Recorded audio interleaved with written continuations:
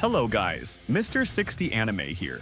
Today, we're going to talk about Part 10 of Dragon Ball Hakai, the Colored Panel Edition. But before we begin, don't forget to like this video so you'll always stay updated with awesome content like this. Now, let's do a quick recap of what happened in the previous part of Dragon Ball Hakai. In the last episode, we saw the Celestial Guardians finally coming up with a plan. Their very first move against the Celestial Mages. And that's exactly where Part 10 of Dragon Ball Hakai begins. In the first panel, the scene takes place on planet Goku, where Goku is currently undergoing training under the supervision of Angel Vados.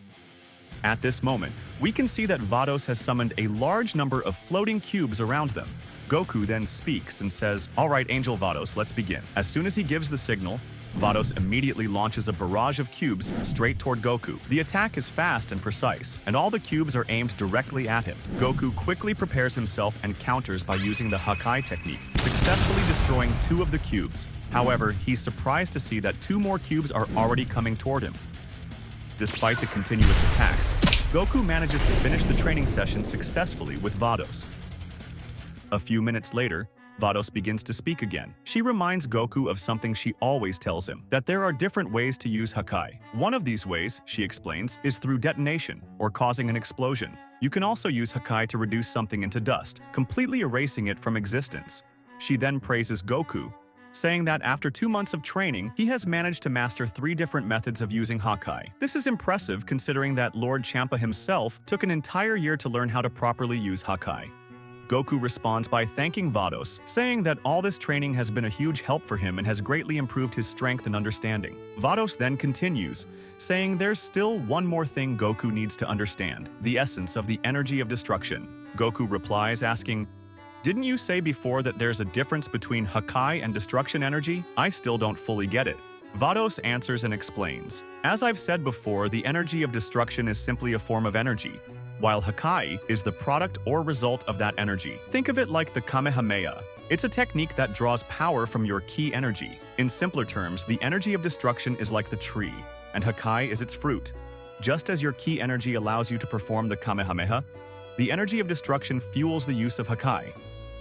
This is similar to what Mr. Toppo and Mr. Vegeta do, but their versions of Hakai are merely simulations, and they can never surpass the true destructive power that belongs to an actual god of destruction." Goku then says, "I think I'm starting to understand, but what I'm wondering is why the energy of destruction feels so different from normal Kai. Why does it give off such a dark, unpleasant feeling? Is it really that difficult to control?" Vados explains, "Yes, there is a huge difference between normal ki and destruction energy. Normal ki is common. It comes from living beings or warriors like you. But the energy of destruction is a divine form of ki. It's far more powerful and dangerous. True destruction. Energy is actually a living energy." Surprised, Goku asks, "What do you mean by living energy?" Vados answers, "Once destruction energy is placed within a host, it takes the form of a spiritual being inside them. It develops its own awareness and will, almost like it's alive. That means when you accepted the destruction energy, a new being began to live within you." Hearing this, Goku is shocked. "What? Are you saying there's a ghost living inside my body now?" Vados calmly corrects him, saying, "Not exactly a ghost, the more accurate term is demon. Since the destruction energy is made of pure destruction and negativity, it manifests as something dark. That's why you feel uneasy or experience a bad sensation whenever you use it. The dangerous part is that this being inside you wants to take control of your body." Alarmed, Goku responds, "Wait, is that what happened to me when I fought King Krista?" Vados replied and said, "Yes, that's right. To keep the destruction energy under control, your body unconsciously used your own Kai as a stabilizer. The same Kai that fuels your techniques is also what maintains balance when using destruction energy. In other words, your ki acts as the control system that keeps the destructive power from going out of hand." She continued explaining, "During your battle with King Krista, you were only able to control a small portion of that destruction energy. Because of that, you could only access a small percentage of your true power. However, the energy inside you kept pushing you to release more than what your body could safely handle, and that's why you lost control during that fight." Goku then responded saying, "I think I understand now, but before my fight with King Krista, I was already able to control it pretty well. Could it be that I used too much power during that battle?" Vados nodded and confirmed, "Yes, you did use an immense amount of power. When you fought King Krista, The energy level you released was slightly lower than what you used back when you fought Jiren in the Tournament of Power. But now, you've grown stronger. You can handle even more energy than you did against Jiren without losing control. Honestly, if you were to fight King Krista again now, I believe there's a very high chance you would win. She added with a smile. To tell you the truth, Goku, I think you're now among the top 5 strongest gods of destruction across the entire multiverse. Hearing this, Goku grinned and replied enthusiastically, "Nice! That makes me want to get even stronger. All right then, Angel Vados, let's continue our training." Vados chuckled and said, "You've become so different from Lord Champa, far more focused. But I'm afraid we might have to pause your training for now. Don't forget, there's a meeting of the gods later. We should go soon, or we'll be late." Goku suddenly remembered and said, "Oh yeah, that's right, but honestly, I don't really want to go. I hate wearing those hot formal clothes, and besides, I don't even know what I'm supposed to do there." Vados explained patiently, "Those meetings are gatherings where the gods discuss important matters about their universes, exchange their experiences, and handle various divine responsibilities. But to be honest, the angels aren't usually allowed to join the meeting itself. It's more like a chance for the gods to interact freely. Sometimes even to enjoy themselves or do, let's just say, not so serious things." Goku replied with interest, "Is that so? Maybe I can spar with some of them then. All right, Angel Vados, let's go." However, before they could leave, Vados suddenly paused, looking slightly puzzled. Someone's calling me," she said. Then she turned to Goku and added, "Anyway, while you still don't know exactly where the meeting will take place, I'll take you there myself, as fast as I can."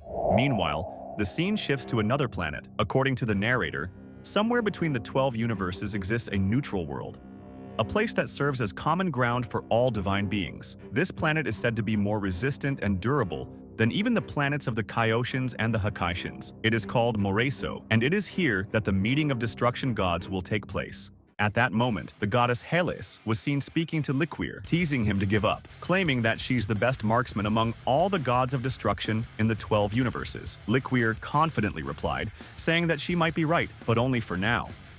The two were standing on one side of the planet, locked in a playful standoff, while Sidra was stationed on the opposite side. Sidra then spoke, saying that he intentionally allowed himself to become their target so he could demonstrate his speed and the durability of his shield technique. Within seconds, Sidra suddenly sensed an incoming attack. He quickly dodged it with ease.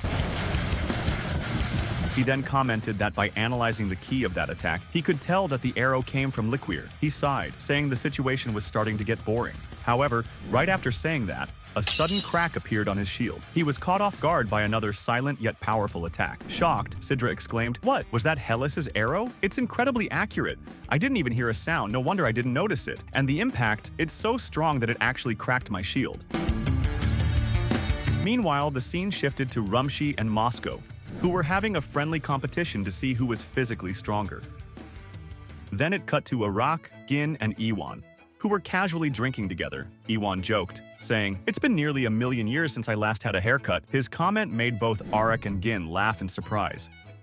The scene then moved again, this time to Beerus, who shouted loudly, "This time, I'm the one who's going to win, Kitella." Quitella smirked and replied, "I doubt that's going to happen." The two immediately began an intense arm wrestling match. Watching from the side, Belmod commented, "My money's on Quitella. He's going to win this one." Beerus immediately snapped back, telling him to shut up. Belmod simply shrugged and said, "Honestly, those two are just wasting their time exhausting themselves. I'm already tired just watching them." But suddenly, all the gods of destruction stopped what they were doing. Something unexpected caught their attention. Someone pointed out that Angel Vados seemed to be rushing toward the area. The camera then shifted, revealing Goku, who had just arrived. Goku looked around and said, what exactly am I supposed to do here?" He was clearly startled, noticing that all the gods of destruction were staring at him with hostile expressions. He muttered, "Wow, they really don't seem to like me at all." Trying to ease the tension, Goku called out, "Hey Beerus, long time no see. Could you maybe help me get along better with the other gods of destruction?" But Beerus, clearly embarrassed, shouted back, "Can you please just get out of my sight and stop embarrassing me in front of everyone?" Then Quitella smirked and added mockingly, "By the way, after the way you spoke to Zeno, do you really think you'll be popular among us now?" He was referring, of course, to the time Goku had casually talked to Grand Zeno, the supreme ruler of all universes. Something that none of the other gods would ever dare to do. Some of the gods of destruction in the meeting clearly didn't like the idea of Goku becoming one of them. Goku spoke up and said calmly, "Can everyone please relax? It's not like I asked to become a god of destruction in the first place. But Rumshi mocked him, saying, "Yeah, right, you probably licked Lord Zeno's feet just to get that title, for nothing." Iwan then stepped in and said, "The past is the past. What matters now is that Goku is officially one of us. Let's just move forward." Heliz agreed, saying, "Iwan's right. Personally, I'm actually happy to have Goku with us. Finally, there's at least one good-looking god of destruction here. Without him, this whole meeting would have looked like a horror show." That made some of the others laugh, though Katella quickly interrupted, saying, "Yeah, I agree with that part, but looks aren't everything." Then Beerus spoke up with his usual irritated tone. "I don't care about that fool," he said, referring to Goku, "but I'm not going to join you cowards in ganging up on the new guy. Picking on him just because he's new? That's pathetic." At this moment, Goku's cheerful demeanor faded. He looked more serious now. He said, "You know what? I'm tired of all the training. I want to fight a real battle again. So why don't we start right now?" Quitla sneered and replied, "Don't be stupid, newbie. You're not ready for that yet." But just as Goku and Quitella were about to begin their fight, everyone suddenly felt a strange and powerful ki in the distance. Goku immediately turned to Beerus and asked, "Beerus, do you feel that ki too?" Beerus frowned and said, "Yeah." "Who is that?" "That energy is insanely strong." A moment later, a bright light appeared, and from it emerged a majestic being. The aura surrounding him was unlike anything the gods had ever sensed before. It was the leader of the Celestial Guardians. The being spoke with authority, saying, "All gods, we need to have a serious discussion." Instantly, all the gods of destruction stopped what they were doing and prepared to listen. Even the usual loud ones went silent. The presence of this being demanded respect. The Celestial Guardian looked directly at Goku and said, Are you the Super Saiyan named Son Goku?" Goku looked surprised. "Huh? Yeah, that's me." The Guardian continued, "I knew it. You made quite an impression on us during the Tournament of Power." Goku scratched his head awkwardly and replied, "I didn't know other beings actually remembered me. Thanks, I guess." The Guardian nodded and said, "As a new god of destruction, I doubt you're familiar with the ancient stories of the universes. So allow me to explain a few things to help you understand what this meeting is truly about. The moment I learned that you had become the new god of destruction of Universe 6, I knew our paths would eventually cross. So, congratulations, Goku.